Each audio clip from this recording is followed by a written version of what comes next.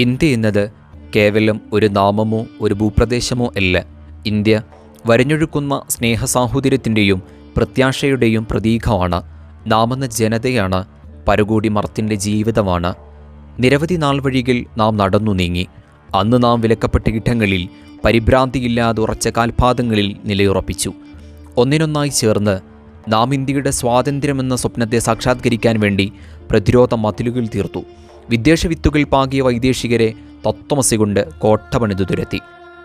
1947 August 14 അർദ്ധരാത്രി ലോകമുറങ്ങുമ്പോൾ India ഉണർന്നിരുന്ന് റേഡിയോയിലൂടെയുള്ള ശബ്ദതരംഗങ്ങൾക്ക് കാതോർത്തു.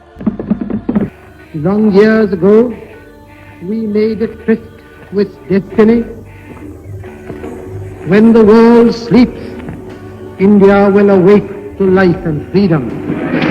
മഹാത്മാക്കളുടെ ജീവിതവും സഹനവും വിസ്മൃതിയിലാണ്ടുപോയിരിക്കുന്ന സമകാലിക ഇന്ത്യയിൽ ഭാവിയെ നെയ്തൊടിക്കേണ്ട അറിവും ചരിത്രവും കാവ്യണിയുന്നു. മിനാരങ്ങളിൽ വിഗ്രഹങ്ങൾ കൊത്തുന്നു. തോറ്റോടിയവർ ധീരരാകുന്നു. കർഷകർ നുഴഞ്ഞുകയറ്റക്കാരാകുന്നു. വേഷവൈവിധ്യങ്ങൾ വെടിക്കോപ്പുകളുടെ ലക്ഷ്യങ്ങളാകുന്നു. മൃതപ്രാണനാവുന്ന ജനാധിപത്യത്തിൻ്റെ ആത്മാവ് മണ്ണ് പുരണ്ട കാലുകളിൽ ചവിട്ടിയുയർന്നു. ഗോഡ്സെ പ്രതിഷ്ഠയാകുമ്പോൾ ഗാന്ധി തെരുവിലലഞ്ഞു. ആസാദിയുടെ ശബ്ദത്തിൽ ഇരുട്ടിലകപ്പെട്ട ചരിത്രത്താളുകൾ അധികാര കോട്ടകളെ വിറപ്പിച്ചു. നാം മനുഷ്യർക്കായി നിലകൊണ്ടു. ഇപ്പോൾ പുണ്യാത്മാക്കളുടെ മണ്ണിൽ രക്തദാഹികളായ ചെന്നായികൾ നുഴഞ്ഞു കയറി. പുണ്യഭൂമിക്ക് ഓര നിന്നവരെ യന്ത്രക്കോപ്പുകൾ കൊണ്ട് നിലം പരിശാക്കി. തകർക്കപ്പെട്ട മേൽക്കൂരകളുടെ മനുഷ്യത്വം എങ്ങോ മറഞ്ഞുപോയി. പ്രതിരോധമില്ലാത്ത വിശപ്പ് പെരുകി താണ്ഡമാടുന്നു. എന്നോ നനഞ്ഞ പാനപാത്രങ്ങളിൽ വെറിമൂത്ത ബോംബുകൾ വീണുകൊണ്ടിരുന്നു. എല്ലുതോലായ പിഞ്ചു കുഞ്ഞുങ്ങളുടെ ശരീരം കണ്ട് മേഘങ്ങളുടെ കണ്ണീരും വറ്റിവരണ്ടു.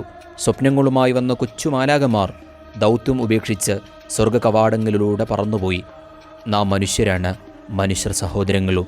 ആസാദി എന്ന ശബ്ദം കൊണ്ട് നേടിയെടുത്ത സ്വാതന്ത്ര്യം മനുഷ്യത്വം തേടുന്ന ജനതയ്ക്ക് വേണ്ടിയുള്ളതാണ്.